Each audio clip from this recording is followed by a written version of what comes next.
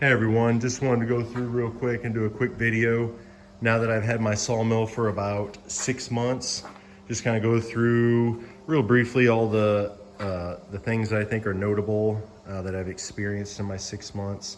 Just to give you an idea of how the machine holds up when you're using it a fair amount.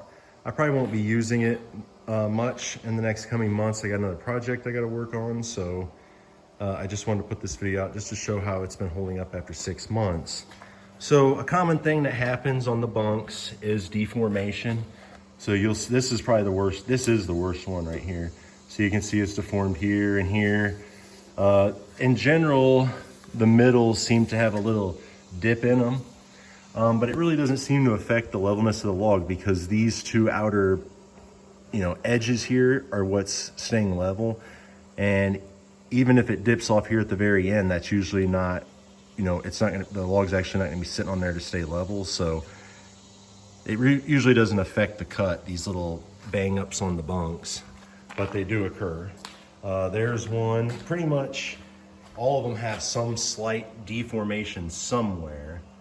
And I would say none of them actually affect the cut because I went over and checked it with the level, but you can kind of see deformations everywhere. But for the most part, these 2 points stay almost perfectly level. The only thing that does affect it, if I can show it, is when if the rail gets bent. And this was from when I didn't have enough feet on it, and it's still, you can see a bow. So even though I tried to flatten it out and everything and fix it, it still has a bow there. And that does have an effect on it. It doesn't affect the levelness because the rail itself still rides level, but that's the hardest place to push the trolley through, the head through, is that spot there. So the metal for the most part holds up. The back stops, I did manage to bust in 2 different places. Those right here, you can see a small crack. And then down here, I did a much better job. But even after that, I knocked it back in place. That was pretty early on that happened. And it hasn't even bent it back. I mean, that's how much it's bent back this whole time I've had it. So probably over the last 5 months. So it just takes like one log, putting all its weight in the wrong position. And you can have small things happen, I guess I would say. But it's not that bad. Considering all the logs that have been rolled around, how the sizes and everything, I think it's held up pretty good, honestly. The log clamps, I've complained about them in the past, but honestly, the more I use them, I really don't have that much of a problem with them anymore. They do slip off every once in a while, but as long as I'm putting the right pressure at the right place, they don't seem to have a problem. So as far as maintenance, I've went through over 30 blades already, I would say, at least. And then this is actually still my original belt. So I probably need a new belt. It's probably just past the time where I should have replaced it, but it's still my original belt. Still the original bearings and the wheels, still the original follower belt. The tilt on the blade it probably didn't even need to be changed, but I did tilt it once and it's been running fine since. So it wasn't hard to adjust or change that once I got used to it. The motor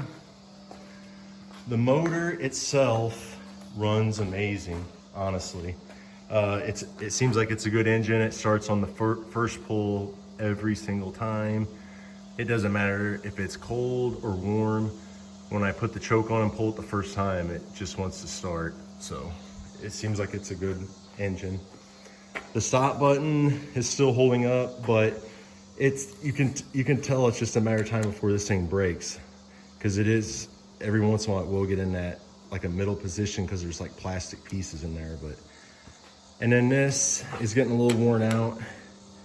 This the piece where it basically holds it's just like a little trough that it sits in, and over time that kind of gets worn out. So now it's more it might flick out accidentally sometimes. It's not bad, but it's just showing a little wear. The cranking itself, let me crank it and see if it'll do it, because I haven't cranked it in a while.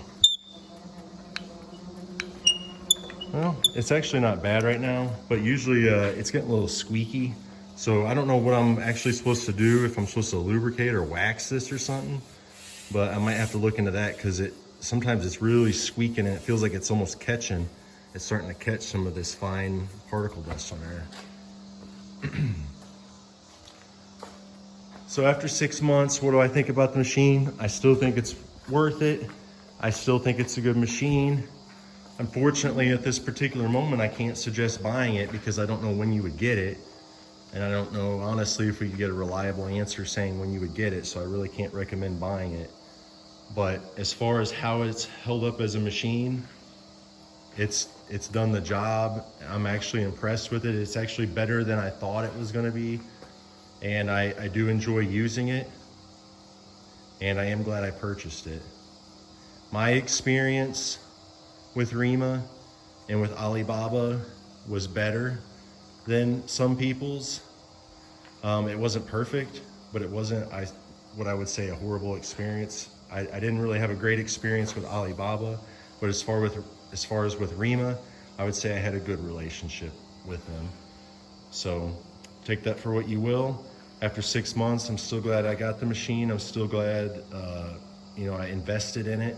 It's done its job. It's paid for itself now, and it's just ready to be used for the projects to come. So with that, I hope everybody has a good day, and I wish them good luck on your milling adventures and what you guys got going on, your projects. And I just hope everybody stays safe. Talk to everyone later.